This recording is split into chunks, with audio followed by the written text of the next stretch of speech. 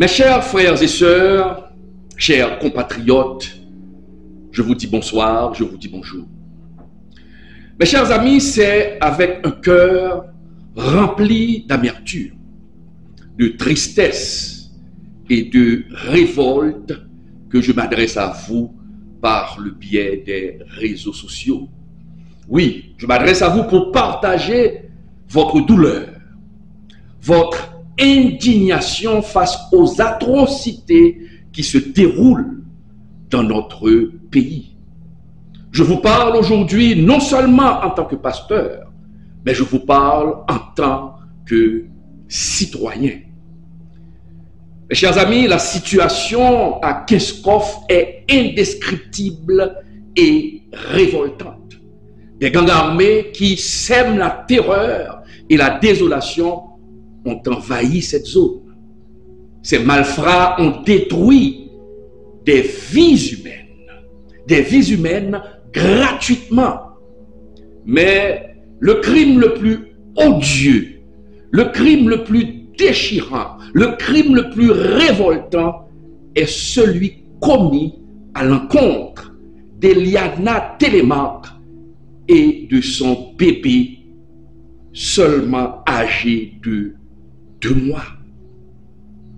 Comment, mes chers amis, on se pose cette question? Comment des êtres humains peuvent-ils faire preuve d'une telle cruauté?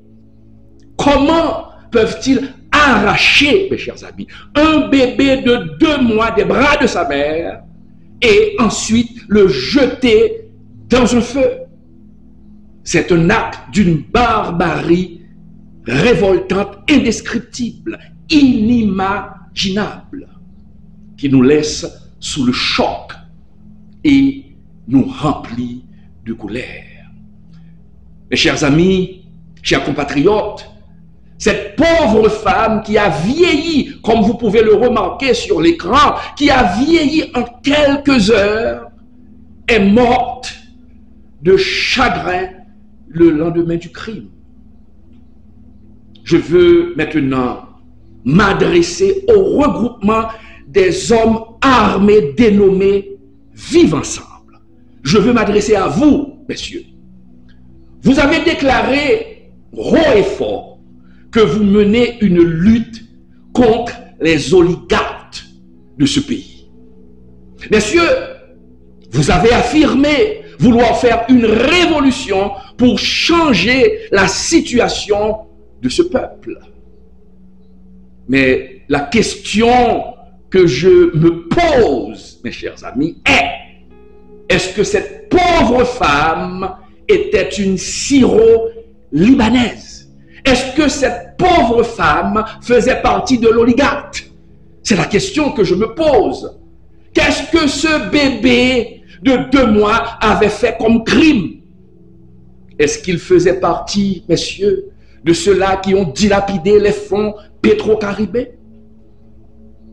Messieurs, vous n'avez jamais tué ni kidnappé aucun oligarque de ce pays. Mais vous êtes en train d'assassiner gratuitement les plus vulnérables. Vous êtes en train de détruire la vie de vos frères et de vos sœurs, la vie de ceux et celles qui vous ressemblent. Messieurs, vous êtes des monstres. Vous avez perdu toute humanité. Le pays n'est pas en guerre. Non, vous avez souillé, messieurs. Vous avez souillé la terre d'Haïti de votre violence. Mais je vous le dis, sachez que si vous ne vous repentez pas, vous ne resterez pas impunis. Le jugement de Dieu, je le répète, le jugement de Dieu vous attend. Et le jugement va vous atteindre. Et la justice des hommes finira par vous rattraper. À vous, mes frères et sœurs compatriotes qui vivaient dans la peur, qui vivaient dans le désespoir, je dis, ne perdez pas espoir. Dieu est avec nous. Il voit nos souffrances. Il entend nos prières. Il ne va pas nous abandonner. Il agira en son temps. Il ne faut pas vous décourager. Je profite de cette occasion pour lancer un appel au président américain Donald Trump pour qu'il aide la justice haïtienne à mettre derrière les barreaux les politiciens corrompus et les membres du secteur privé qui transforment mon pays en un enfer à ciel ouvert. Monsieur Trump, et surtout, vous devez procéder aussi à la déportation illico, rapidement, sans délai, des anciens leaders politiques haïtiens corrompus qui se cachent sur le territoire américain. En le faisant, M. Trump, vous allez encore rendre à l'Amérique sa grandeur. Nous avons besoin de votre aide. Oui, nous avons besoin de votre aide pour rétablir l'ordre et la sécurité dans notre pays, dans mon pays, M. Trump. Nous attendons votre aide. Vous devez le faire. Mais par-dessus tout, je lance un appel à nous-mêmes, nous autres Haïtiens, au peuple haïtien. Unissons-nous, unissons nos forces, mettons de côté nos divisions et battons-nous pour notre pays. Ne faisons pas de la haine, mes chers amis, et la violence notre partenaire.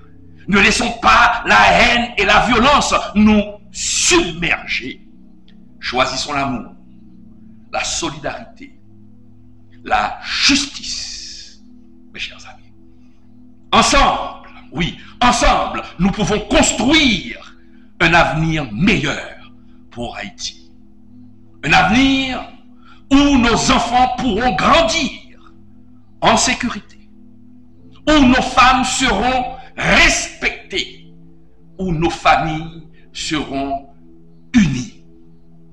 Que Dieu vous bénisse, que Dieu bénisse Haïti, que le Seigneur nous vienne en aide et que la justice triomphe sur l'injustice et que la vérité triomphe sur le mensonge. Que Dieu vous bénisse.